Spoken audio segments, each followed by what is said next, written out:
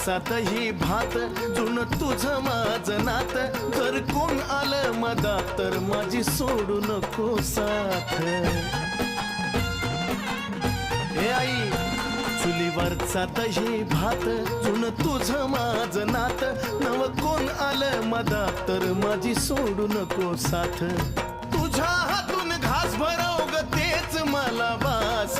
तुझ्या हातून घास भरव ग तेच मला बास माये तेच मला बास